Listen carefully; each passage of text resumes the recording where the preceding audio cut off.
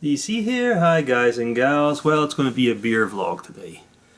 And the beer we're going to be looking at is the Alaskan Amber. Let me just see if I can get this slightly straighter.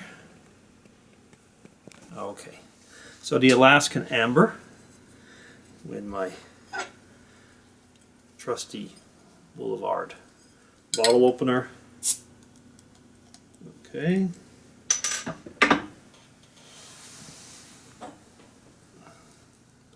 Alaskan Amber.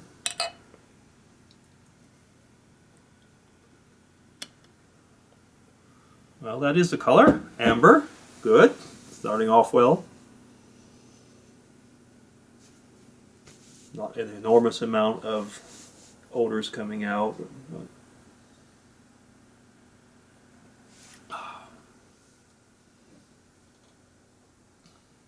Hmm.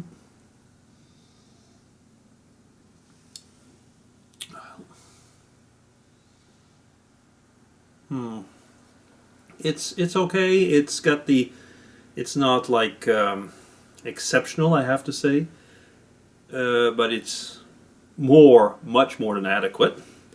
It does have a slight bitter taste.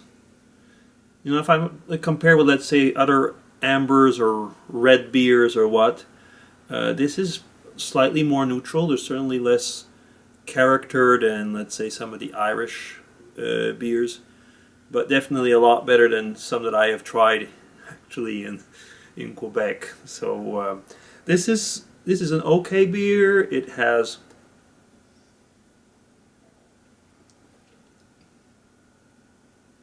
it doesn't overpower you, that's for sure.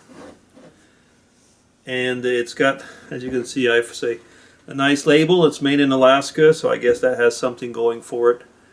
But, well, sorry, would not buy it again, probably. Okay. Bit of a disappointing vlog. I was hoping it was going to be better than that, but what can I say? On to the vlog. Maybe we could call it, maybe actually a good introduction to the vlog, because I was going to talk about things that are seemingly last of a kind. And this will probably be the last time I buy this beer. Anyway, last of a kind. I was walking the other day, probably was going to have a boo-hoo rant, and I thought, well, no, maybe I shouldn't. But I was thinking about how things sometimes, you know, like the end of a generation, end of a, like for example, us in our family, the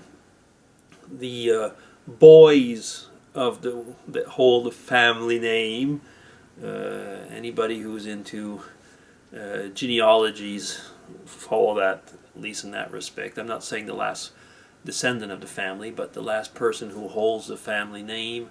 There was, in my family, were two boys and a girl. The girl has had, we've all had, no, my brother has not had any children. And so the family name following down, let's say, would come to me. We have two boys. Two boys. One doesn't look like they will be having any children, at least not unless adoption things change over here, and that might not be for tomorrow.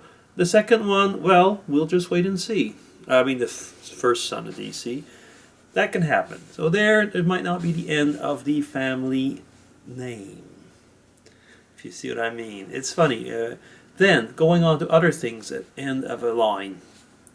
Language. I come from Quebec. And I'm from a bilingual family, French and English. The whole idea of doing a little bit of this vlog was I was reading on online how the eastern townships, which used to be the English-speaking part of Canada, has, you know, lost a lot of its character because of the very restrictive language rules, put it that way, to be nice, in Quebec. Well, what does it mean? When I was a kid, there was a lot of English speaking going on. I mean, there was still, you know, I mean, the English were a minority, but certainly definitely a force and a visible minority there. Now, if I look how things have moved on into my own family, well, the family has moved on into French-speaking parts. English is become a language that I use with my mom and my brother and sister, but in their own families they only use French now. So that generation is, the English language is dying off. And probably the generation after it will be completely gone. And it won't be different, I think, in my family either, because within the family we mostly speak French.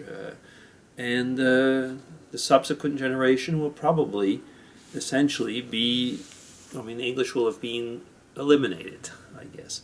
Except for, you know, the scientific stuff, cultural stuff, that will continue. But within the family, probably not. End of an age. We moved out of Canada into Switzerland now, so that's probably the beginning of a new age, I suppose. But a different age. Some would say back to roots. I wouldn't say exactly, because we're here in Switzerland, which is not part of our original roots. How do I see all this? Well, actually, where it gets to me a little bit is that there's certain things like over years I had bought books, children's books and so on in English, novels in English and so on, expecting to pass them on, and probably won't be the case. So, you know, like I said, it was going to be, I was listening to myself and at first I was saying, it's a boo-hoo rant, it's a pity party. Maybe it is a little bit, but it's the evolution of time, I suppose, that situations, circumstances have made that part of my past seems to be disappearing. That might be one of the reasons where I feel that I hold on so strongly to be it the YouTube, Facebook, especially YouTube in my case, but also to the Facebook community, television, novels, even my work, where I'm able to use the English language as much as possible. Because over here, I mean, English is a very important language for business eventually, in some parts, for science, but it is not the lingua franca of the place where we live. Definitely not. So what does it mean? I mean, despite sometimes the dominance of one language, you find yourself in minority status, which when you're in a minority status, that's where you do realize sometimes how you have to fight to keep the culture and the values of that minority that you belong to. Like here we do, maybe not at Thanksgiving itself, but when we have the turkey and stuff like that, or we try to keep certain values. I mean, from my wife's side, Mrs. DC, we keep the French-speaking values, but like I said, these are not a problem. The English-speaking values and part of the culture has to come from me. And I've been going on and thinking, like, have I done such a good job to pass it on? I don't know. I'd be wondering about that, but you know, look at this little bug that's going around, likes the beer better than I do. So yeah, that was part of the. I decided to, like, you know, tone it down. I was going to make probably much more of a boo-hoo rant on this, and I decided no, I shouldn't. I should just look towards the future and see that there are different things that'll be coming, and the evolution is not always bad. But it is true that when you see the past go by, and certain things that you had planned that don't seem to come, you kind of wonder. You kind of wonder, well, how do I look at the passing of this age? Complicated.